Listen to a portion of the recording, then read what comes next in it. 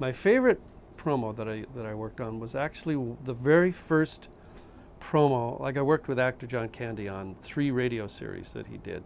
And I worked with him for 17 years on commercials. And then in we did a series in 85 called Rock 30, which was for the 30th anniversary of Rock. That was 26 hours. Then we did an hour and a half in Canada for a year. Then he moved to LA. So in 88 he said, "You got to come out here. I want to do a radio show. Let's do it again." So I was off on my honeymoon in 88, and we hadn't started the show yet. It was going to start in January of 89. So we were in Edinburgh, Scotland, and we take this tour bus. And I get on this tour bus, and I'm sitting in the front, so I don't see the people getting in. And he said, the tour bus guy says, "Okay, we have to pick up these 2 American women, then I got to pick 1 other American woman up, and then we'll go on the tour." Of course, he said it in a Scottish accent. So we stop and pick up the 2 women, and they get in back, and I don't see them, I just hear them.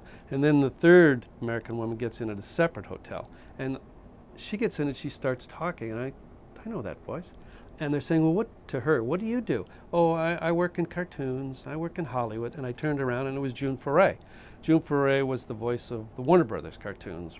She was Rocky the Flying Squirrel. She was Granny in the Tweety Bird commercials, in the cartoons.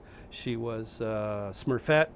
So for some reason, we connected, and I said, "Geez, I'd love to use you with the John Candy show when you get back to Hollywood, and we'll be back there. Will you do a promo?" So now I had to write something.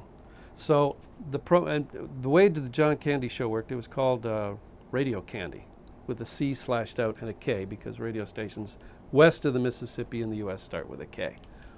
So I needed to write a promo that could use June Foray, and I wanted to use her as Rocky, because I was a huge fan of Rocky and Bullwinkle.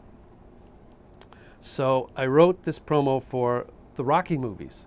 Now, at that point, there were only 4 Rocky movies. There's, what, 27 now. But there were only 4 then. So there was Rocky versus Apollo Creed, I think 1 and 2. Then there was Rocky versus Mr. T in 3, and then there was Rocky versus the Russians. So that was my premise. So Rocky 5 was going to be the ultimate Rocky of them all, Rocky versus Bullwinkle. So Bullwinkle, the guy who did Bullwinkle, a great actor named Bill Scott, was dead. So I was going to do Bullwinkle, because I'd kind of done voices throughout my career. So I was in the studio with June. She came down and she met John, and, you know, the Mutual Admiration Society. She read the promo, and she's doing Rocky.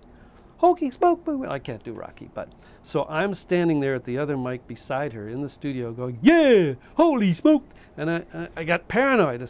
So I cut my entire part down to just, "Yeah." I said it 3 times, but I couldn't do the lines in front of Rocky. I was like intimidated to hell. But the promo came out great, and that was the one promo that I just absolutely love to this day. There's a bunch of other ones too that were fun, but that one was, I think, the most fun because of the circumstance and everything.